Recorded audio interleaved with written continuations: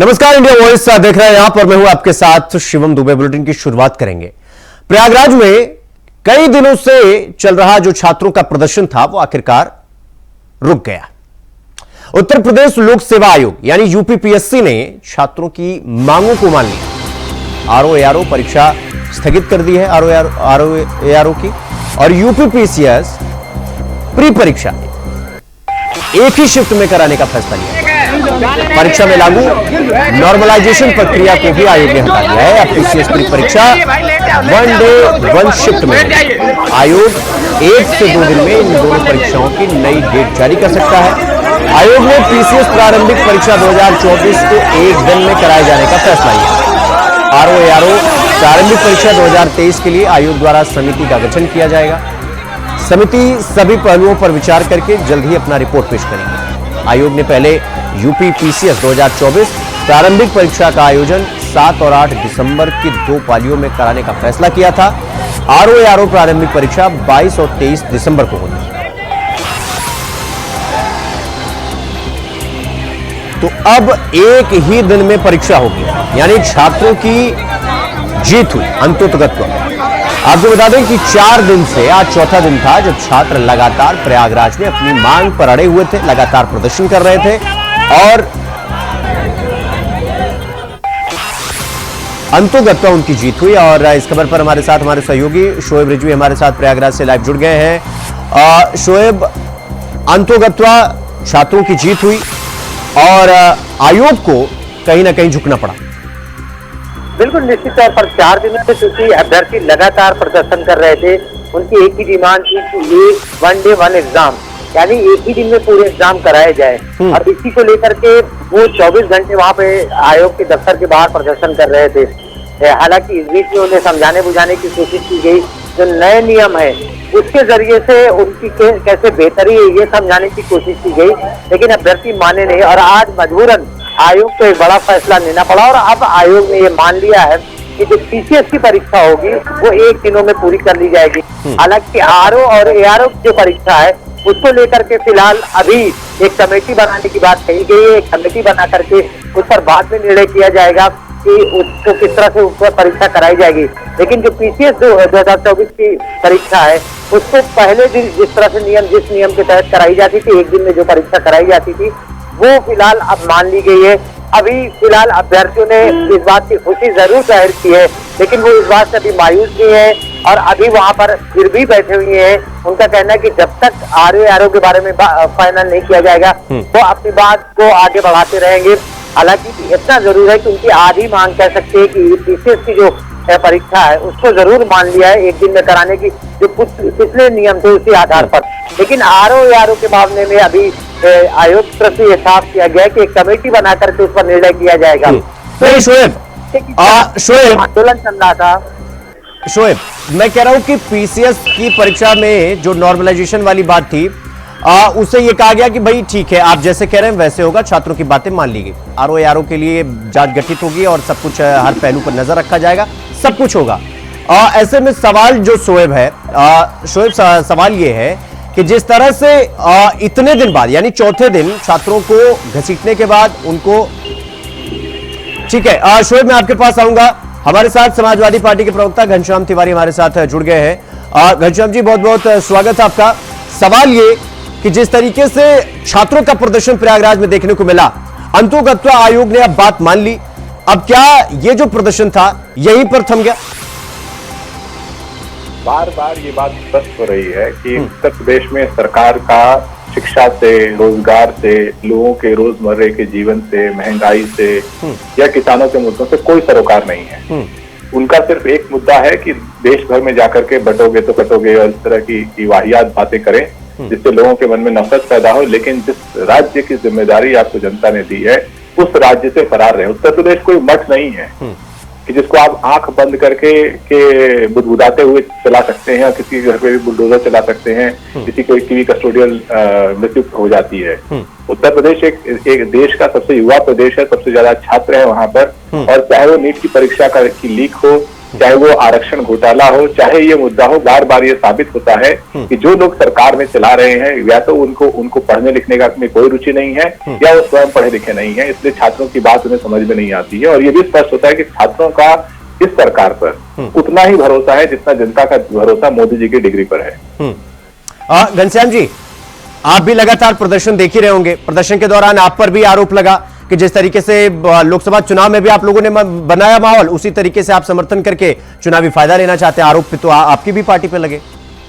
बात इसमें चुनावी फायदे की है ही नहीं। बात यह है कि छात्र मेहनत करते हैं, ज्यादातर छात्र साधारण या गरीब परिवार के होते हैं, जिन परिवारों को मोदी जी और योगी जी के MY मॉडल ने रौंद दिया है मुट्ठी भर पूंजीपतियों को अमीर बनाने के चक्कर में। वो छात्रों के पास एक ही होप है, एक ही आशा की किरण है कि अपनी मेहनत से परीक्षा लिखेंगे और पास होंगे। अगर आप उसमें तरह तरह के मॉडल लाते हैं जिसमें छात्रों को लगता है कि फिर धांधली हो जाएगी, परीक्षा पोस्टपोन होगी, क्या परीक्षा का पोस्टपोन होना समाजवादी पार्टी की जिम्मेदारी थी या किसी परीक्षा का लीक होना समाजवादी पार्टी की जिम्मेदारी है? हाँ। उत्तर प्रदेश के मुख्यमंत्री क्यों चुने गए हैं? क्या दूसरे राज्यों में जाकर के नफरत का प्रचार करने के लिए चुने गए हैं या उत्तर प्रदेश में शिक्षा, रोजगार, स्वास्थ्य, कानून व्यवस्था की बेहतरी के लिए चुने गए? ठीक है घनश्याम जी मैं आपके पास आऊंगा। हमारे साथ मनीष शुक्ला, प्रवक्ता बीजेपी, जुड़ गए हैं।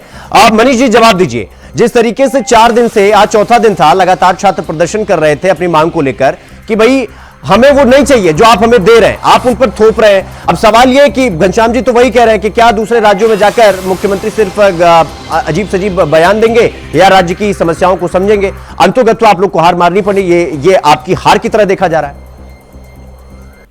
देखिए, भारतीय जनता पार्टी की सरकारों का विश्वास लोकतांत्रिक मूल्यों में है और लोकतंत्र का सिद्धांत कहता है कि सबकी बात सुनी जानी चाहिए। प्रयागराज में प्रतियोगी छात्र आंदोलनरत थे। लोक सेवा आयोग ने जो नई प्रक्रिया प्रीलिम्स की रखी थी उससे वो असहमत थे।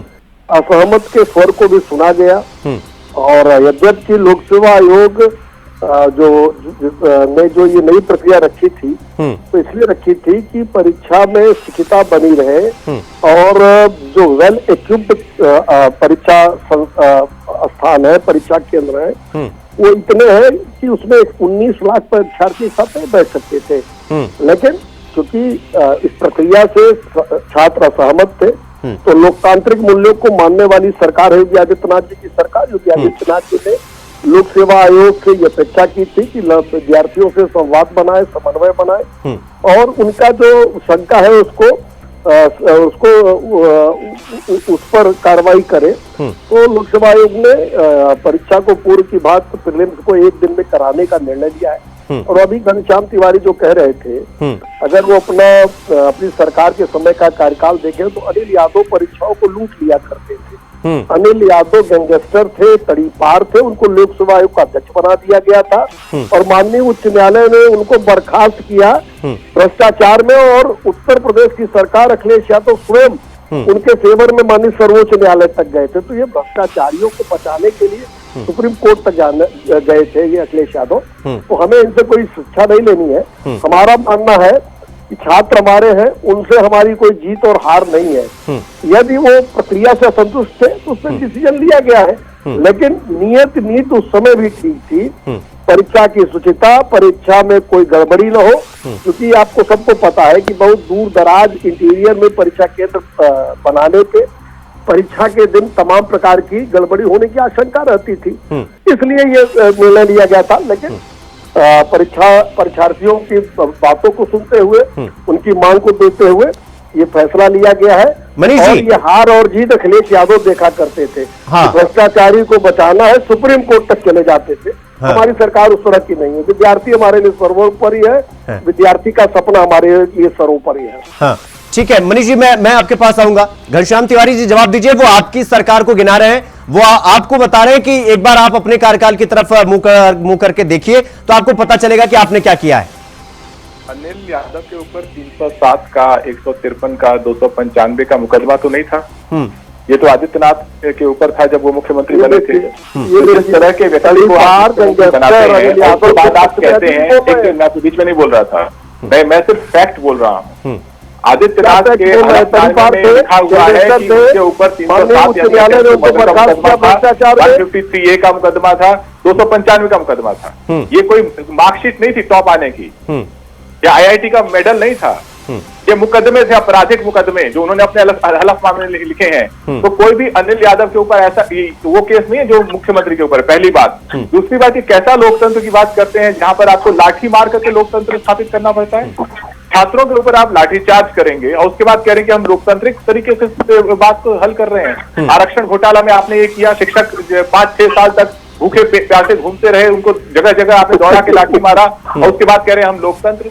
भारतीय जनता पार्टी का लोकतंत्र प्रधानमंत्री की डिग्री जितना विश्वसनीय है, जिसको भरोसा है वो भरोसा रखे, सारी दुनिया को संशय है, वो दिखाई देता है। और ये बात स्पष्ट है कि जो मुख्यमंत्री भटक करके अन्य राज्यों में बटोगे तो कटोगे जैसे नफरती बयान देता हो, उसकी अपने राज्य में न शिक्षा में कोई रुचि है, न रोजगार में कोई रुचि है, न महंगाई में मदद करने की। ये जानते हैं कि जितने भी छात्र हैं, ज्यादातर छात्र पिछड़ी दलित अल्पसंख्यक जातियों के छात्र हैं, ऐसे जगह के छात्र हैं जिनके पास पढ़ाई ही एक रास्ता है बेहतर होने का। तो ये जो Bharatiya Janata party exam leak कराने में घालमेल करती है, एग्जाम डिले करती है, रोजगार नहीं देती है, ये सरासर पिछड़े दलित अल्पसंख्यकों के खिलाफ की व्यवस्था है। घनश्याम जी, जीवन में आगे न बढ़े। हाँ ठीक है, मनीष जी जवाब दीजिए। और एक सवाल भी है, सवाल ये है कि चौथे दिन इस बात का रियलाइजेशन होता है कि जो ये नॉर्मलाइजेशन वाली चीज है इसे छात्रों पर लागू नहीं किया जाएगा। अब सवाल ये है कि अब लोग ये कह रहे हैं कि भाई देखिए बीजेपी को डर लग गया कि सामने उपचुनाव है, कहीं पर लीपापोती ना हो जाए, इसलिए आपको झुकना पड़ा। देखिए हमको किसी के बयान से कोई लेना देना नहीं है। और जो और बता दें, अखिलेश यादव के समय में लोक सेवा आयोग के अध्यक्ष ही नहीं भ्रष्टाचार में बर्खास्त, माध्यमिक शिक्षा चयन बोर्ड के अध्यक्ष भ्रष्टाचार में बर्खास्त हुई। ये अधीनस्थ सेवा चयन आयोग के अध्यक्ष बर्खास्त हुए थे, मेंबर बर्खास्त हुए। और इनके समय में जिस तरीके का भ्रष्टाचार था विद्यार्थियों के परीक्षाओं में, उसको बताने की आवश्यकता नहीं। और अनिल यादव को आज भी बचाओ जिस तरह से घनश्याम तिवारी कर रहे हैं। और हमको लगता है प्रयाग की स्थिति का इनको पता नहीं है। ये पिछड़े जात अरे ये कहिए कि अब 86 में से 54 यादव इसलिए नहीं बन पा रहे हैं, ये दर्द इनको जरूर है।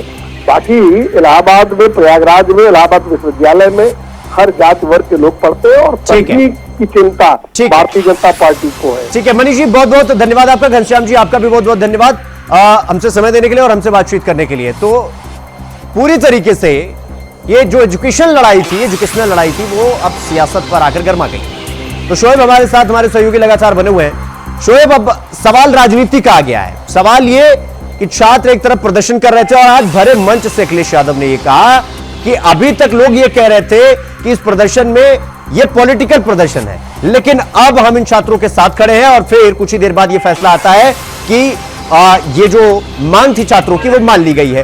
क्या ये पूरा मामला चुनाव के मद्देनजर बदल रहा है या छात्रों के हितों को ध्यान में रखते हुए बदला गया है? देखिए, युवा शक्ति राजनीति अखाड़े में हमेशा केंद्र बिंदु में रहा है और युवा शक्ति को हर पार्टी अपनी ओर आकर्षित करने की कोशिश करेगी। लेकिन इन 4 दिनों में जिस तरह से युवा शक्ति सड़कों पर दिखी, जिस तरह से इनका आंदोलन हुआ, गैर राजनीतिक आंदोलन बता करके वहां पर जिस तरह से अभ्यर्थी इकट्ठा हुए, हालांकि राजनीतिक रूप से उनको समर्थन जरूर मिल रहा था, इस तरह के आरोप भी लग रहे थे। इन सबको देखते हुए सारे राजनीतिक दल कहीं न कहीं अभ्यर्थियों के साथ सीधे या इनडायरेक्ट वे में खड़े नजर आए थे। इवन की भारतीय जनता पार्टी के जो बड़े नेता हैं, चाहे डिप्टी सीएम केशव प्रसाद मौर्य रहे हों या ब्रजेश पाठक, इनकी तरफ से जो बयान आए हैं वो ये संकेत देते रहे हैं कि वो अभ्यर्थियों को नाराज नहीं करना चाहते। इसी वजह से उनकी तरफ से ये बयान दिया। ठीक है शोएब, बहुत बहुत धन्यवाद आपका हमसे जुड़ने के लिए और हमारे साथ जानकारी साझा करने के लिए। तो यूपीपीएससी आयोग को छात्रों के आगे झुकना पड़ा। सवाल ये कि ये राजनीति को या चुनाव के मद्देनजर ये फैसला लिया गया या छात्रों के हितों को ध्यान में रखकर लिया गया, लेकिन आयोग को झुकना पड़ा। और इसीलिए कहते हैं कि हर कोई झुकता है, बस झुकाने वाला चाहिए। रुकेंगे छोटे से ब्रेक के लिए, खबरों का सिलसिला जारी है, फौरन लौट रहा है। ब्रेक के बाद एक बार फिर आप सबका स्वागत है मेरे साथ। रुक करेंगे अगली खबर क्यों। राजस्थान में थप्पड़ कांड के बाद, यानी कि जो उपद्रव और आगजनी के मामले में नरेश मीणा को गिरफ्तार कर लिया गया है। पुलिस वैन में बिठाकर नरेश मीणा को ले जाया गया है। इस दौरान लोगों ने पुलिस पर पथराव भी किया और जवाबी कार्रवाई करते हुए पुलिस ने उन पर आंसू गैस के गोले छोड़े। साथ ही पुलिस ने लोगों से शांति व्यवस्था बनाए रखने की अपील की। हालांकि आंसू गैस छोड़ने के बाद समर्थक मौके से भाग निकले।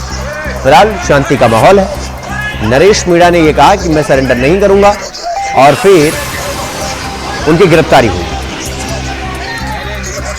तो एसडीएम के साथ मारपीट यानी थप्पड़ कांड इसे कहा जा रहा है। थप्पड़ कांड के मामले में नरेश मीणा को गिरफ्तार किया।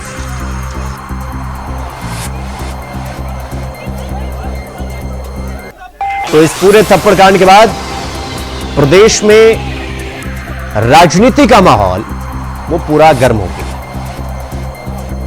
कि कैसे एक जनप्रतिनिधि जो जनता के बिहाफ पर ये कहता है कि हम जनता की लड़ाई लड़ रहे हैं और बावजूद इसके एक प्रशासनिक अधिकारी पर इस तरीके से सरेआम थप्पड़ जड़ देता है, इसको लेकर बवाल मचा हुआ है। कुलदीप सैनी हमारे सहयोगी हमारे साथ जुड़ गए हैं।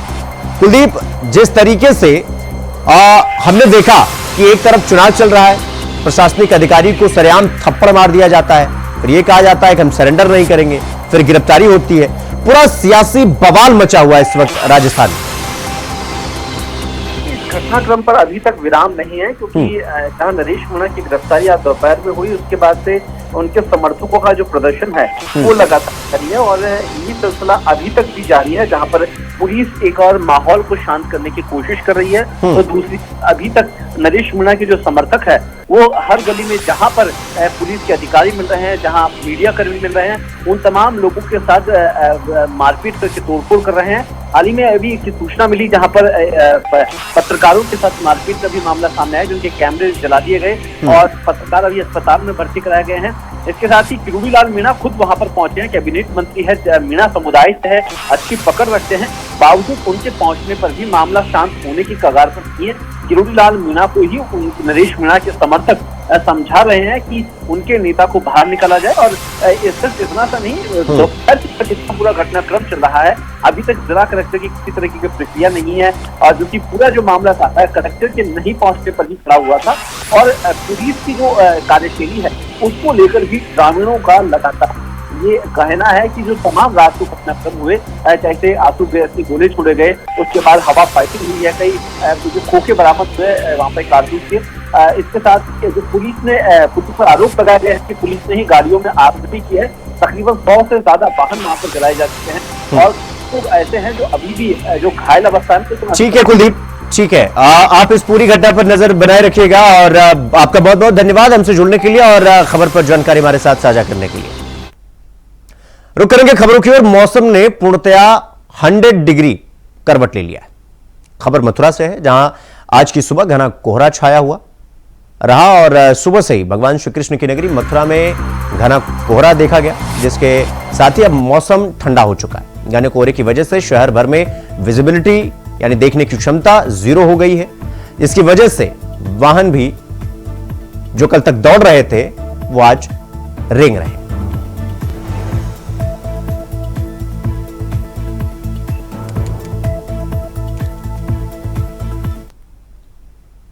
तो खबर मथुरा से है, जहां पुलिस और अभियुक्त के बीच मुठभेड़ हो गई। अभियुक्त के पैर में गोली लग गई, जिसके बाद उसे इलाज के लिए जिला अस्पताल में भर्ती करवाया गया।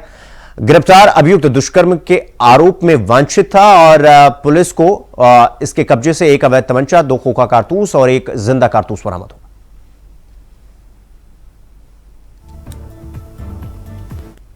खबरों में आगे बढ़ेंगे। अगली खबर मैनपुरी से है, जहां दहेज की मांग को लेकर लगन को लेकर आए दुल्हन पक्ष के लोगों के साथ दूल्हे पक्ष का विवाद हो गया। दोनों पक्षों में गाली गलौज हुई, मामला मारपीट तक पहुंच गया। इसको लेकर दुल्हन पक्ष शिकायत करने कोतवाली पहुंच गया और पुलिस को घटना की तहरीर दी। इसके बाद पुलिस ने दूसरे पक्ष को कोतवाली बुलाया और यह कहा कि जांच के बाद कार्रवाई की जाए।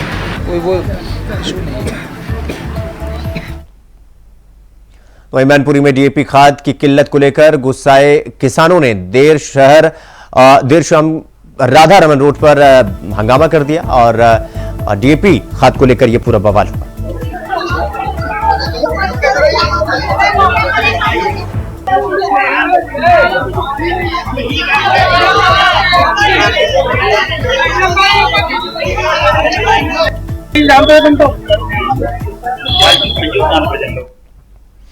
वहीं बहराइच के बैरागपुर थाना क्षेत्र में करंट लगने से एक व्यक्ति की मौत हो गई। जानकारी के मुताबिक मृतक युवक बिजली सही करने के लिए खंभे पर चढ़ा हुआ था और इसी के दौरान करंट लगने से युवक की मौत हो गई। परिजनों ने क्षेत्रीय लाइनमैन पर आरोप लगाया कि खंभे पर करंट लगने से हुई मौत के बाद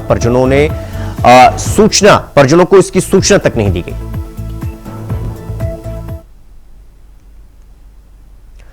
खबरों में आगे बढ़ेंगे। अगली खबर मुजफ्फरनगर से है, जहां घने कोहरे के चलते बड़ा हादसा हो गया। आपको बता दें कि घने कोहरे के चलते हुए हिंडन नदी में ट्रक गिर गया, जिससे चालक की मौके पर ही मौत हो गई। सूचना पर पहुंची पुलिस ने शव को कब्जे में लेकर पोस्टमार्टम के लिए भेज आगे की जांच पड़ताल करने में जुट गई।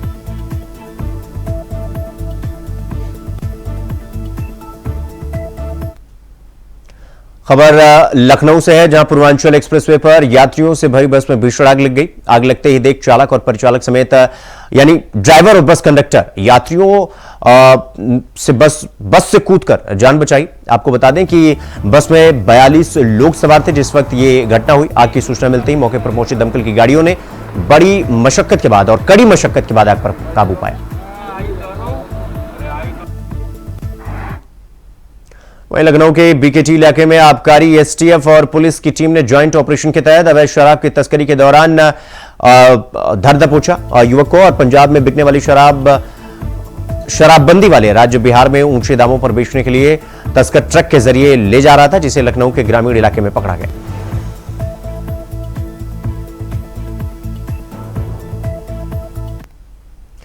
कचहरी विधानसभा में मतदाता जागरूकता कार्यक्रम जयराम वर्मा बापू स्मारक इंटर कॉलेज सांडा अंबेडकर नगर में बुधवार को बड़े स्तर पर मतदाता जागरूकता कार्यक्रम का आयोजन किया गया। विद्यालय प्रधानाचार्य डॉक्टर विजय कुमार वर्मा ने बताया कि कार्यक्रम के अंतर्गत छात्र छात्राओं ने रंगोली, भारत के मानचित्र पर मानव श्रृंखला और जागरूकता रैली निकालकर 20 नवंबर को होने वाले उपचुनाव में 100% और सही मतदान करने के लिए मतदाताओं में जागरूकता पैदा किया।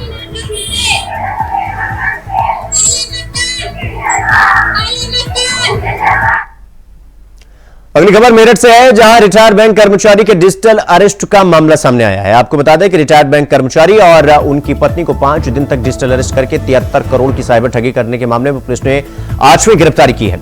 इस गिरोह में शामिल अन्य आरोपियों को पुलिस तलाश कर रही है और आपको बता दें कि मामले में अभी तक दिल्ली, महाराष्ट्र, तेलंगाना, पश्चिम बंगाल, हरियाणा और राजस्थान से 7 आरोपी गिरफ्तार किए जा चुके हैं। वहीं खबर गाजियाबाद से है, जहां बाइक को खड़ा करने को लेकर विवाद हो गया। विवाद इतना बढ़ गया कि घर के पास रहने वाले जाकिर और उसके रिश्तेदारों ने उसके बेटे सलमान के ऊपर चाकू से हमला कर दिया, जिसमें 50 वर्षीय युवक की मौके पर ही मौत हो गई और सलमान जिसकी मौत हुई उसकी उम्र 20 वर्ष बताई जा रही है।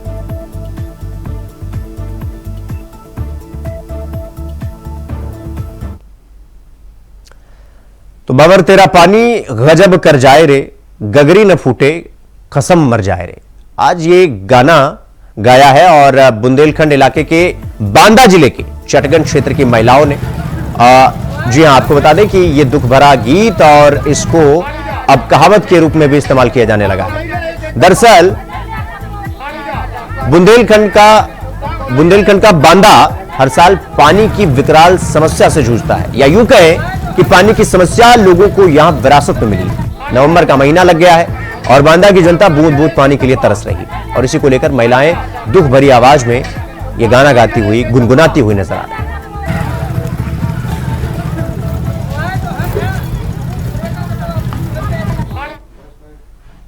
वहीं बदायूं के दाना मूसाझाग क्षेत्र में एक शख्स ने अपनी पत्नी की हत्या कर दी। बताया जा रहा है कि पति पत्नी के बीच अक्सर झगड़ा होता रहता था और झगड़े के दौरान ही पति ने अपनी पत्नी की चाकू मारकर हत्या कर दी और सुबह ही घर से फरार हो गया। बच्चों ने मकान मालिक को इसके बारे में बताया तो मकान मालिक ने पुलिस को इसकी सूचना दी। पुलिस ने फॉरेंसिक टीम को लेकर मौके पर पहुंची और आगे की जांच पड़ताल करने में जुट गई।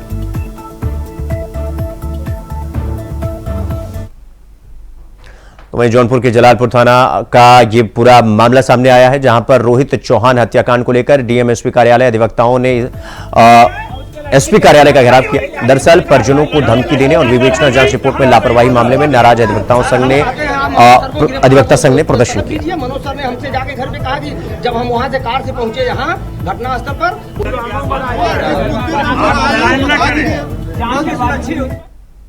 तो वहीं उत्तर प्रदेश शिया सेंट्रल वक्फ बोर्ड के अधिकारी और कर्मचारियों ने 41 महीने से लंबित वेतन का भुगतान न मिलने के कारण पेन डाउन हड़ताल शुरू कर दी है।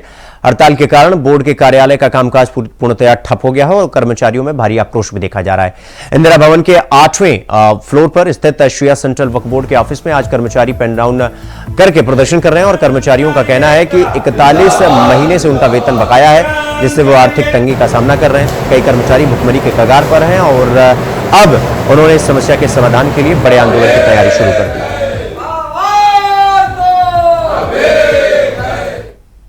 तो बुलेटिन में फिलहाल अभी के लिए बस इतना ही। देश और दुनिया की तमाम खबरों को देखने के लिए देखते रहिए इंडिया वॉइस। नमस्कार।